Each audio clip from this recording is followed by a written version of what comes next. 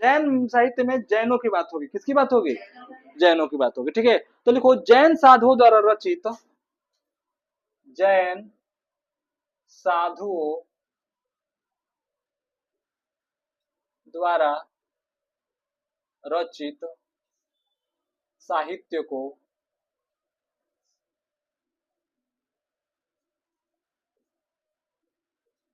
जैन साहित्य कहा जाता है।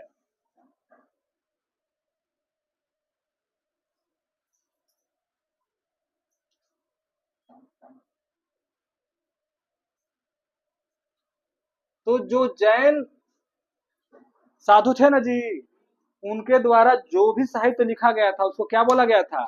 जैन साहित्य बोला गया था, ठीक है। अगला लिखो जैन साधुओं का उद्देश्य।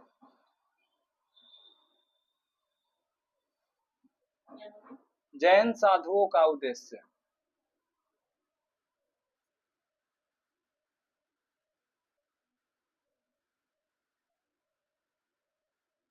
अच्छा कोई भी हो, चाहे जैन हो, चाहे सिद्ध हो, चाहे नाथ हो, उसका क्या उद्देश्य हो सकता है, कौन बताएगा?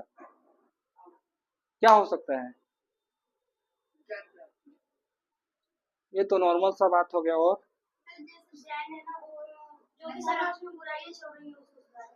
हाँ, देखो समाज में बुराइयां सुधारना सब जानता है कि सामाजिक सुधार होना चाहिए, हाँ, ज्ञान प्राप्त करना होना चाहिए। लेकिन मोस्ट इम्पोर्टेंट चीज है वो है कि वो अपने ना जो जैन है उसका प्रचार करना चाहते थे। क्या करना चाहते थे? प्रचार। यानी जैनों का क्या करना चाहते थे? प्रचार। जैसे बुद्ध के टाइम पे, बुद्ध के टाइम पे बौद्ध वाले बहुत सारे जगह घूम के बौद्ध का प्रचार किए। नाथ वालों में नाथ ने घूम घूम के नाथों का प्रचार किया। सिद्ध वालों ने सिद्धों का प्रचार किया। तो जैन वाले भी क्या कर रहे थे? जैन धर्म का क्या कर रहे थे? प्रचार कर रहे थे, ठीक है। उनका उद्देश्य था जैन मत का प्रचार, यानी जैन के बारे में लोगों को जानकारी देना, ठीक है जी। जब हम किसी चीज के बारे में प्रचार करेंगे यानी बताएंगे लोगों को, तभी तो उसे पता चलेगा कि किसमें क्या है क्या नहीं है। तो जैन मत का क्या? प्रचार, ठीक है। लिखो अगला पॉइंट, जैन साहित्य की भाषा। इसकी भाषा क्या थी जैन साहित्य की?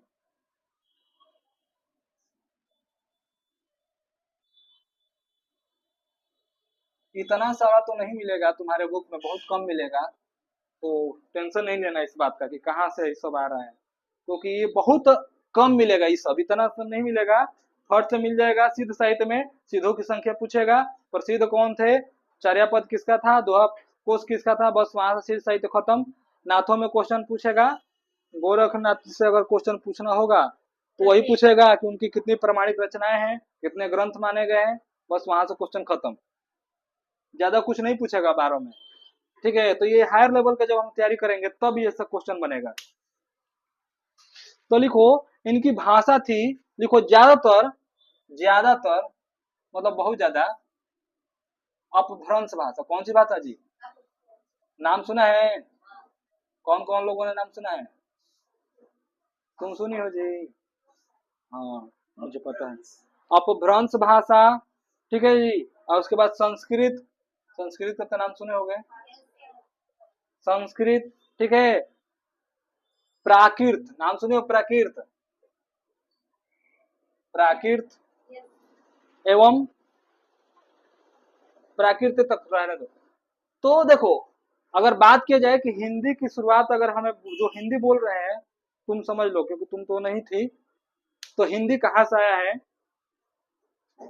तो संस्कृत आया है पहले, फिर संस्कृत के बाद फिर आया है पाली, पाली के बाद आया है प्राकृत, प्राकृत के बाद आया है अपभ्रंश, अपभ्रंश के बाद आया है अवहट, अवहट के बाद आया है हिंदी, अवहट के बाद क्या आएगा?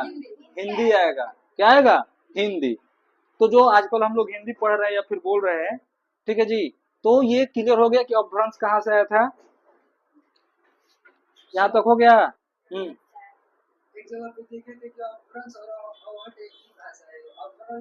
उसी का निकला रूप है अवहट, ठीक है।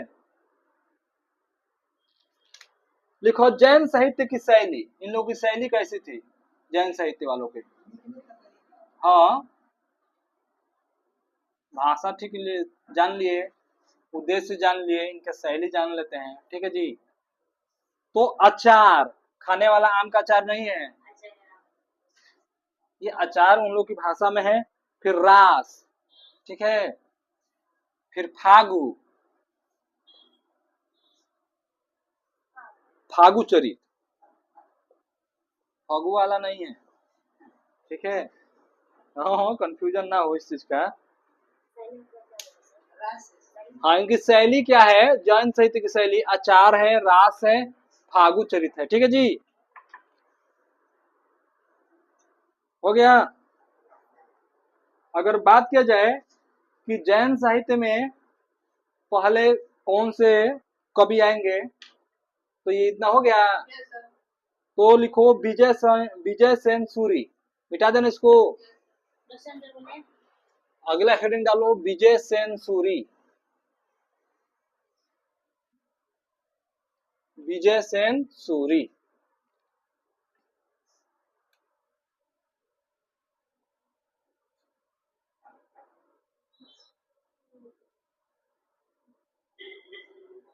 इनसे क्वेश्चन आता है, देखो क्वेश्चन क्या पूछेगा, इनकी रचनाएं के बारे में पूछेगा। क्या क्वेश्चन पूछेगा? हाँ, इनकी रचनाएं। ठीक है, तो रचना लिखो। मोस्ट इंपोर्टेंट रचना है रेवंत गिरिरास, रेवंत गिरिरास। ठीक है जी, रास आ गया ना? शैली याद आ रहा है कुछ? रास था, फागु चरित था, और एक और कोई था, क्या था एक? आचार था। हाँ, तो इनकी रचना है, लिखो इनकी रचना। रचना तो लिखे ही नहीं।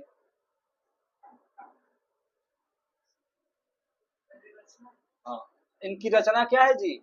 रेवंत गिरी रास। ठीक है, रचना काल लिखो, यानी कब लिखा गया था रेवंत गिरिरास।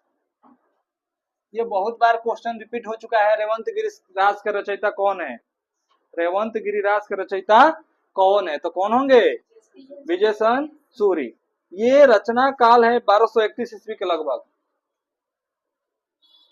1231 ईस्वी के लगभग, यानी अप्रोक्स में लिखे थे ये। ठीक है, हो गया जी।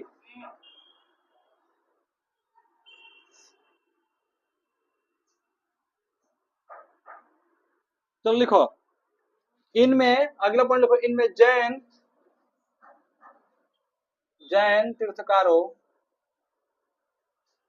इनमें जैन तीर्थकारों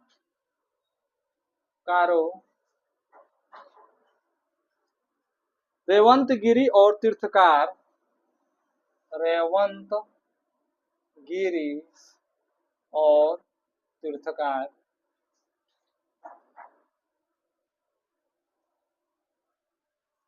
नेमिनाथ की, नेमिनाथ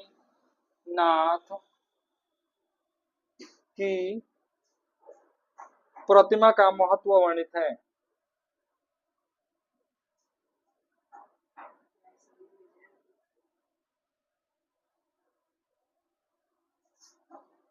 देखो क्या इसका मतलब है। इनमें जो जैन तीर्थकार थे ना जी, रेवंत गिरी एक जगह का नाम है। ठीक है, तो रेवंत गिरी और तीर्थकार नेमिनाथ थे। एक तीर्थकार कौन थे? नेमिनाथ। एक थे जैन, जैन सहित जैन कवि। ठीक है, उनकी प्रतिमा का, यानी प्रतिमा मतलब होता है मूर्ति, प्रतिमा मतलब क्या होता है? मूर्ति। मूर्ति का महत्व क्या क्या है, लिखा गया है, बताया गया है। ठीक है जी, समझ में आया कि नहीं आया?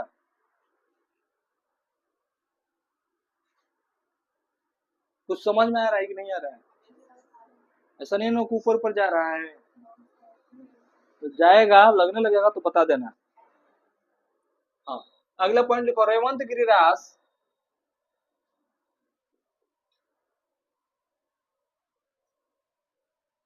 रेवंत गिरिरास की तरह ही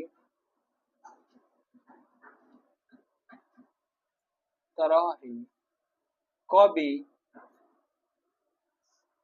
कल्हड़, क्या नाम है? कल्हड़ कृत, यानी उस कल्हड़ के द्वारा लिखा गया। कृत मतलब क्या होता है? किसी कवि के द्वारा लिखा गया।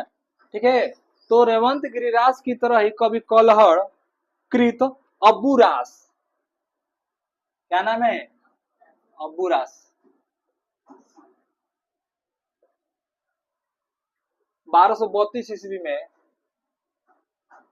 ये 31 में लिखे थे, ये 1232 ईस्वी में, ठीक है।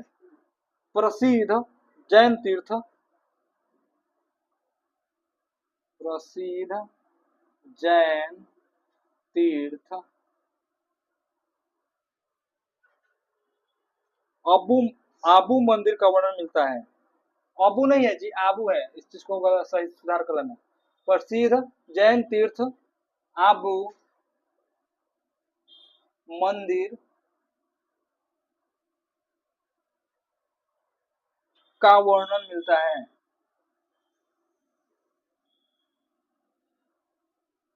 ठीक है, तो हो गए यहां तक, हो गए यहां तक। तो अगर बात की जाए विजय सूरी के बारे में, तो इनकी रचनाएं क्या थी? रेवंत गिरिरास। क्वेश्चन बहुत बार, ये क्वेश्चन रिपीटेड क्वेश्चन है, हजारों बार पूछा जा चुका है। रेवंत गिरिरास का रचयिता कौन है? तो क्या बताओगे?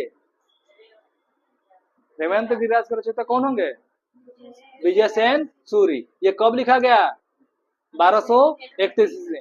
इसमें किसकी बातों का वर्णन किया है? तो जैन तीर्थकार रेवंत गिरी और तीर्थकार नेमिनाथ की प्रतिमा का क्या किया गया है? महत्व को बताया गया है। रेवंत गिरिराज की तरह ही कवि कल्हड़ ने आबू रास, एक प्रसिद्ध जैन तीर्थकार आबू मंदिर का वो क्या किया है? वर्णन किया है। ठीक है जी, यहाँ तक हुआ कि नहीं हुआ सबका? तो अगर बात की जाए, आज हम लोग ने क्या क्या पढ़ लिया?